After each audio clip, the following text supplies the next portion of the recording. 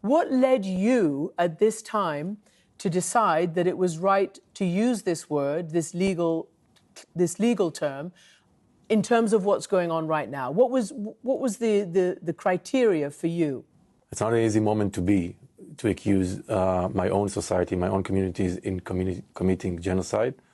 And for us, we are sticking to the international law, the definition, according to the Genocide Convention that Israel is signed on. And we're looking at the cumulative information that we are gathering from the ground for almost 2 years. We've been working every day in emergency mode for the past almost 2 years to collect the data, to speak with our colleagues in the Gazan healthcare system. And we're looking at the attack, the systematic attack on Gaza's healthcare system and all life-sustaining systems. As you know, Israel says Hamas inhabits those hospitals underneath gun positions, command centers. What do you say to that? Maybe I'll ask you back. Have you seen the evidence? I have not, because I haven't been there, and this is another huge problem, Guy. It's a huge problem. We, international journalists who are fully equipped to be able to see and analyze and report what's going on, and who've spent a whole career doing it, have not been allowed in there. I'm just asking you to respond to their response. And what the US says, and what the Brits say, and what the Europeans have said throughout. You know, it's their defense. So the evidence that they presented is very thin. Israel attacked 33 of the 36 medical facilities in Gaza. For each and every of these facilities, they claim that Hamas has a command center within the premises of these hospitals, apart from 2.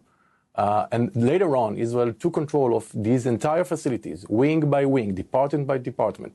They had full control over the entire premises of these institutions, but still did not present the evidence. Of course, we can assume that if Israel had the evidence of command centers in each and every of these hospitals, they would present it to the world, because, of course, they would want to show that they act according to these evidence. But unfortunately, there is no evidence, and the proportionality is another thing.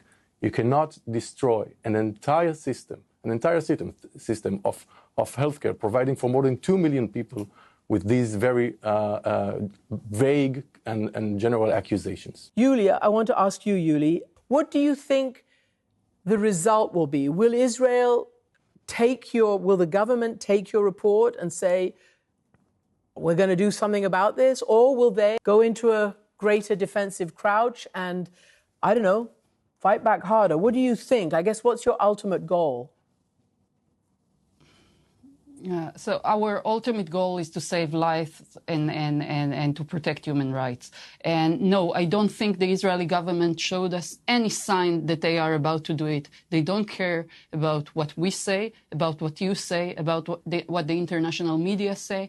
They've proven us that. They are becoming more and more delusional. You just asked a guy about the medical system.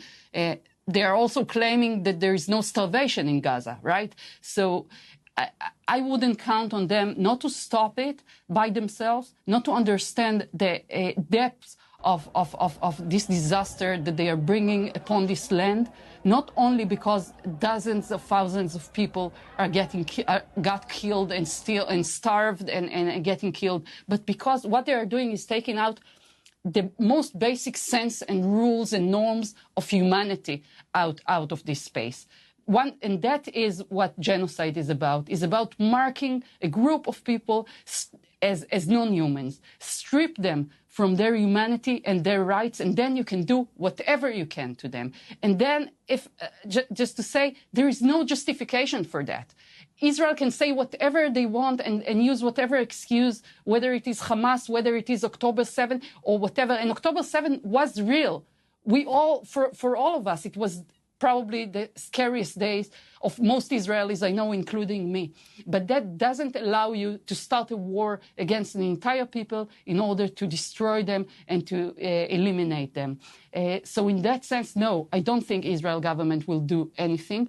What I do hope for is that leaders of the world, which not for the first time see genocide live, know exactly what happened, very much aware, we are all very much aware